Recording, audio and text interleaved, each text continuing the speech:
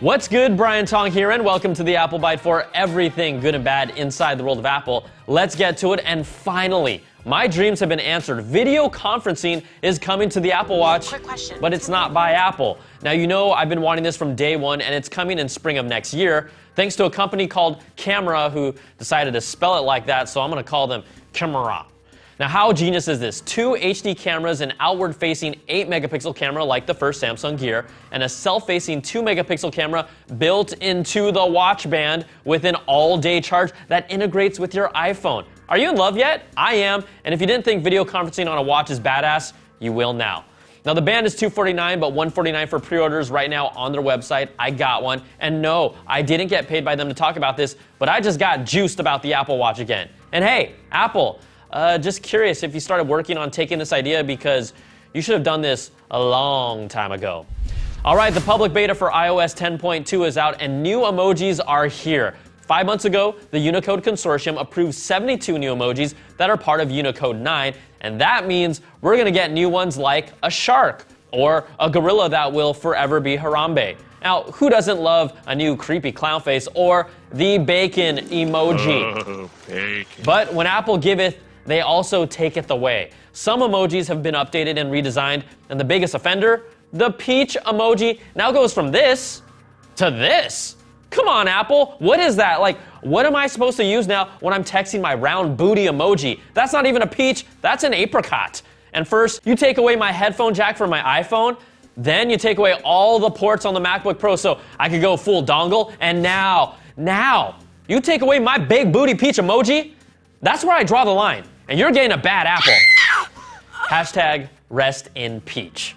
All right, a new report from the Economic Daily News claims suppliers are not expecting the recently delayed AirPods to ship until next year, as in January 2017.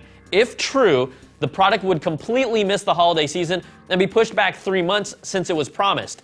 In an Apple statement, they said, "The early response to the AirPods has been incredible. We don't believe in shipping a product before it's ready, and we need a little more time before AirPods are ready for our customers." You know, they also didn't give any timetable, not even a month, of when to expect them. Now, Apple, wasn't it you who said the future of the iPhone was wireless? That's part of the reason why you took out the headphone jack, right? Because you wanted everyone to use these AirPods. Now, early prototype review units haven't had any major issues, but it's the lack of functionality that hurts and makes these really useless to me, even worse than that design. Now, you can only either use the AirPods to prompt Siri or change that in the settings to pause and play. It's only one or the other. You can't skip through tracks, there's no volume control, it's not even an option. You'll have to go directly to your phone for that functionality. See, that's courage.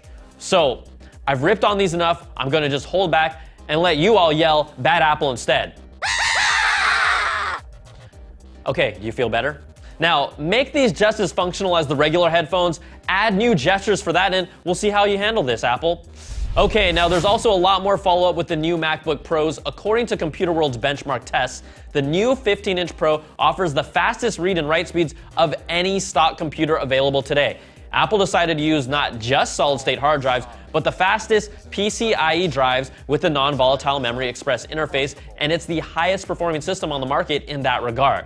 Now, most companies won't adopt these drives until late 2017, giving Apple a year lead, and Pro users with large files will really see the biggest benefit. Now, even the 13-inch Pros are impressive, and an iFixit breakdown shows how the 2016 Pros feature a removable SSD with a custom Apple controller, and it's the first time they've seen anything like that on an SSD.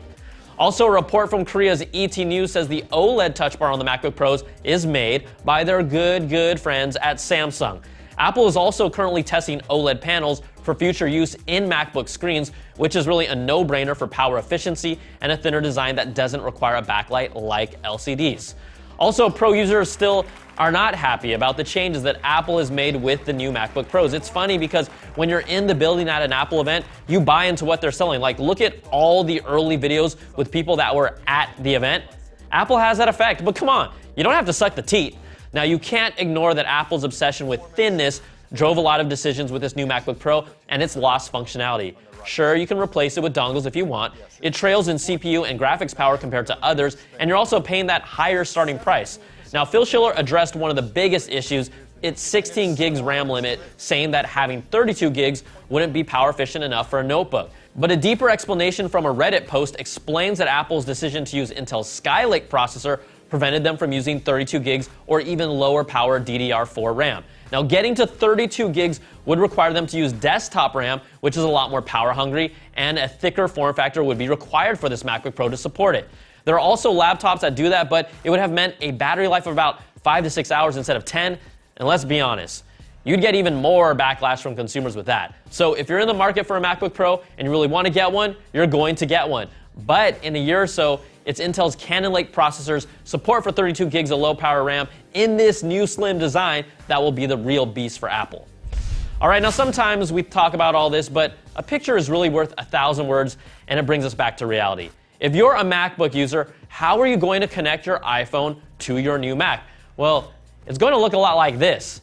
Check this out. A splitter from Belkin allows you to plug your iPhone into your MacBook to charge while also having the ability to still listen to it with your headphones. You could have used Apple's wireless AirPods, but yeah, those are delayed. But then you can't connect the Lightning port to the MacBook or the new MacBook Pro, so you'll need another adapter for that. It all looks really elegant here. And this is one of the prettier setups. Ladies and gentlemen, boys and girls, children of all ages, are you ready to dongle?